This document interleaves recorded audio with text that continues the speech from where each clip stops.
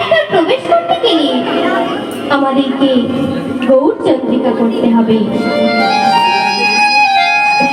যেমন ধরুন মা, কোনো তীর্থস্থানে বা কালীঘাট, তারাপীঠ যে কোনো তীর্থস্থানে যান না কেন, বাড়ির গুরুজনদের প্রণাম না করে গেলে তোমার সেই পুজো দেওয়া যেমন সুসম্পন্ন হয় না, তেমনি এই কীর্তনের পিতা তাকে না ডাকলে, তার চরণে না স্মরণ করলে আমরা লীলার ভিতর প্রবেশ করতে পারবো না।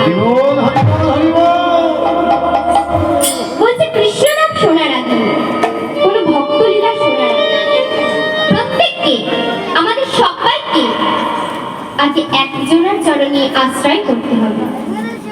কে সে? তিনি হলেন আমাদের কলির ভগবান শ্রী চৈতন্য মহাপ্রভু। যদি এবার প্রশ্ন হয়, আচ্ছা মা, শুধু তুমি কেন প্রত্যেকটি কীর্তনিয়া এসে একই কথা বলে, আগে গৌরের চরণে স্মরণ করো, কি বাবা বলে তো, আগে গৌরের চরণে আশ্রয় করো, কেন বলেন? যদি প্রশ্ন হয় যে আমরা প্রথমে গৌরের নাম কেন করব, কি কারণে করব, এই যে মায়েরা, আমরা যে যুগটায় বাস করছি সেই যুগটার নাম কি? ও মায়েরা, মায়েদের জানা আছে কি যুগ? ও মায়েরা, কি যুগ? কলিযুগ। কলি বলা ভুল হবে মা, এটা হলো ঘোর কলিযুগ। আর এই ঘোর কলিযুগে ভগবান হলো শ্রী চৈতন্য মহাপ্রভু। আচ্ছা মা, আমরা যখন গৌরের নিতাইকে প্রণাম করি তখন কি বলি? আজ যেন লম্বিত ভুজো কনকায় আপতাক সংকীর্তনায় কবিতার। যিনি সংকীর্তনের পিতা, তিনি কি করেছিলেন তো? নদিয়ার যত ভক্তগণকে হরিনাম বিতরণ করেছেন। এই যে বাবা, কীর্তন আর সংকীর্তন, এই দুটোর মধ্যে কিন্তু একটু পার্থক্য আছে। আমরা ভাবি সবই একই, কিন্তু না, একই, সবই ভগবানের নাম। কীর্তন কাকে বলে শুনুন। ভগবানের নাম যখন উচ্চ স্বরে একা করি তাকে কীর্তন বলে, আর ভগবানের নাম যখন উচ্চ স্বরে সবাইকে সঙ্গবদ্ধ হয়ে করি তাকে সংকীর্তন বলে। পিতা গৌর আনন্দে হরি বল, হরি বল, হরি বল। যে সংকীর্তন করে গিয়েছিলেন আমার গৌরাঙ্গ মহাপ্রভু, তিনি কি করেছিলেন তো? নদিয়ার যত ভক্তগণকে সঙ্গে নিয়ে রামানন্দ, সুন্দরানন্দ, হরিদাস, নিত্যানন্দ সবাইকে সঙ্গে নিয়ে নদিয়ার রাজপথে সুরধনী গঙ্গার ধারে আর সঙ্গে ঘোর করতাল নিয়ে হরিনাম করে বেরিয়েছিলেন। বলছে আশ্রয় করিয়া ভজে তারে কৃষ্ণ নাম তজে, আর সবই মোর অকারণ। আগে আশ্রয়, তারপরে কিন্তু বিষয়। ভক্তমণ্ডলী, ভক্তিমতী মা, আপনাদেরকে একটু সহজ করে বুঝিয়ে দিই। আচ্ছা মা, আপনারা পাদ্য বোঝেন? মায়ের একটু কথা বলবেন, পাদ্য বোঝেন তো? এই যে মা, পাদ্য বোঝেন তো? যে কুয়ো থেকে জল তুলে আনা হয়। এবার ধরুন মা, আপনি কুয়ো থেকে জল তুলবেন, কিভাবে তুলবেন? আপনি হাত বাড়াবেন না জল উঠে আসবে? সম্ভব কি? না। একটি বালতির প্রয়োজন। শুধু বালতি হলে হবে না, একটি দড়িরও প্রয়োজন। দড়ির সাথে বালতিটিকে ফেলে তবেই আপনি জল তুলবেন। ঠিক তেমনই মনে করুন কুয়োর জলটা রাধা কৃষ্ণের লীলামৃত। তাহলে রাধা কৃষ্ণের লীলামৃত আপনি পাবেন কি করে? যেমন কুয়োর জলটা তুলতে গিয়ে আপনার দড়ি বালতির প্রয়োজন হয়েছে, ঠিক তেমনি রাধা কৃষ্ণের লীলামৃত পেতে গেলে আমাদেরকে আগে গৌরীর চরণে শরণাগত হতে হবে, তার চরণে আশ্রয় নিতে হবে। এবার বলুন তো মা, দড়িবালতি কি আপনি শক্ত করে পাবেন? ও মায়েরা, দড়িবালতি কি শক্ত করে পাবেন? আপনি যদি একটি মিষ্টির দোকানে গিয়ে বলে, ভাই আমি আপনাকে 200 টাকা দিচ্ছি, একটা দড়ি আর বালতি দাও, সে কি তোমাকে দিতে পারবে? ও মায়েরা, সে কি দিতে পারবে? তাকে যদি বলো, ভাই আপনি আমাকে 200 টাকার মিষ্টি দাও, সে তোমাকে মিষ্টি দিতে পারবে, কিন্তু দড়ি বালতি দিতে পারবে না। দড়ি বালতি কে দিতে পারবে না বাবা? যার দড়ি বালতির দোকান আছে। দড়ি বালতির দোকানে যেতে হবে। ঠিক তেমনি রাধা কৃষ্ণের ভজন সাধন কিভাবে করবে সেটা কি সবাই বলে দিতে পারে? কে বলে দিতে পারে? গুরুদেব।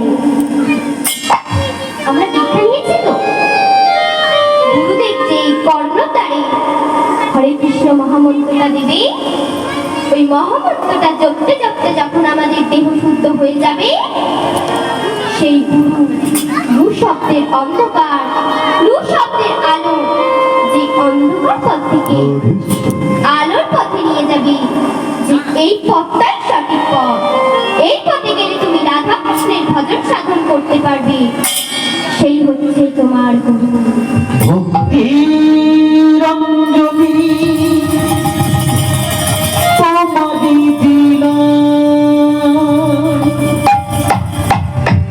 সাজিয়ে দিলা ও ফুলে কিছু দিলাম বলে আমি কিছু দোলাবে মালা দিলাম বলে রঞ্জনী তোমারি দিলাম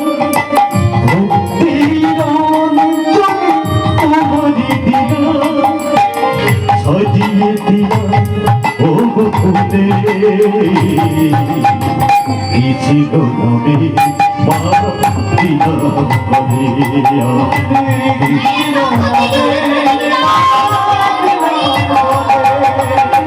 কিছু দোলাবে মালা দিলাম বলে ছবিতে তুমি আমি তো কিছুই দিতে পারিনি,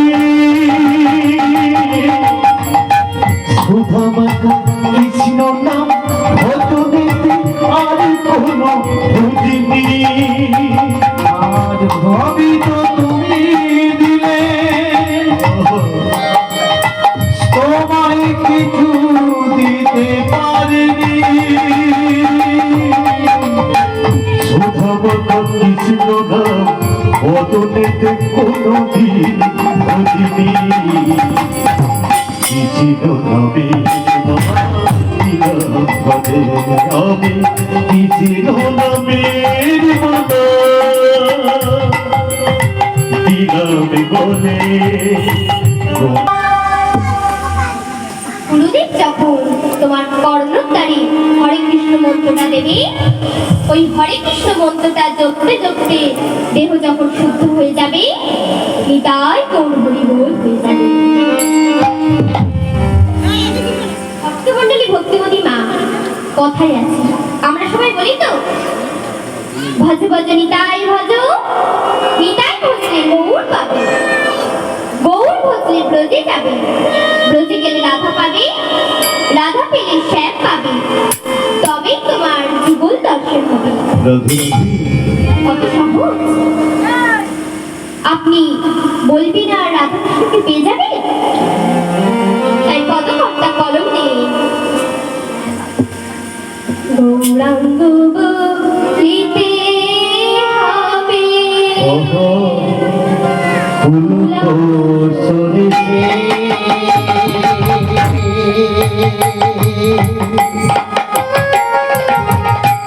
হরি হরে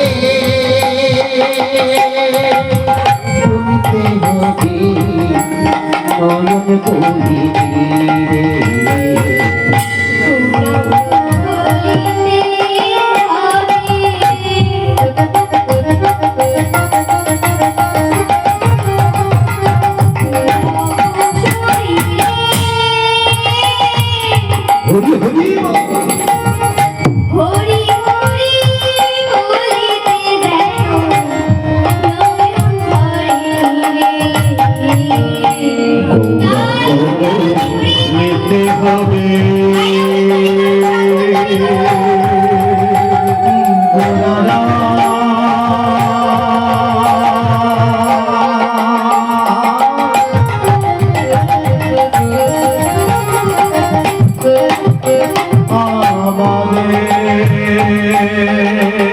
গোদারায় ও রাধা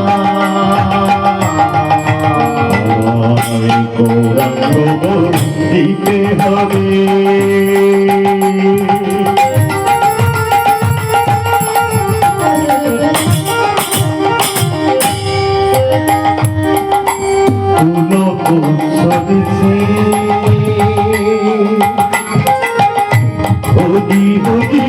বলিতে হবে নয়ন বহিবে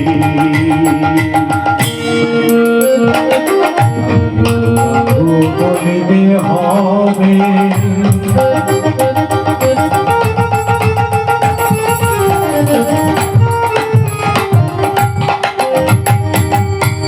পুলক সজিলে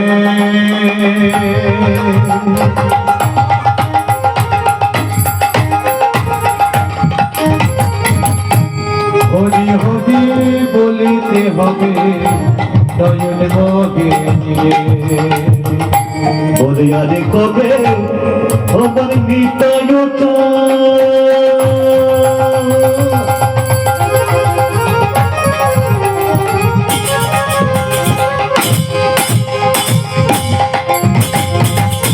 করুণা কহিবে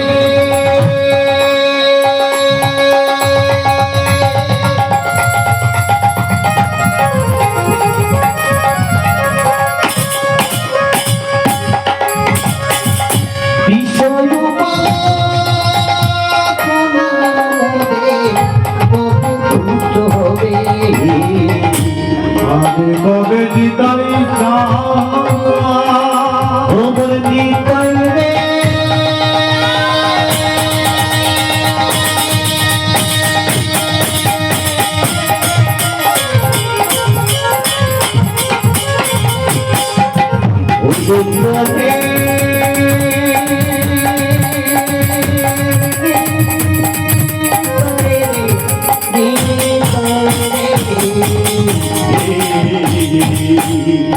বলো আরে কবে নিতাই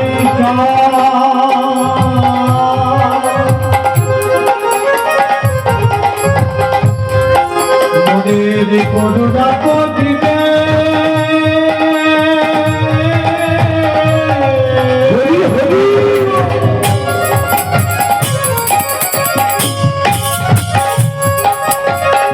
বিজয় বাসনা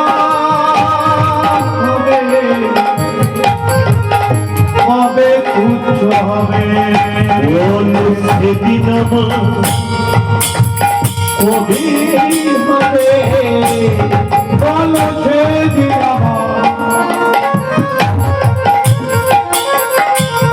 বলো কবে বলো বলো সেদিন কবে হবে সেদিন আদি কবে হবে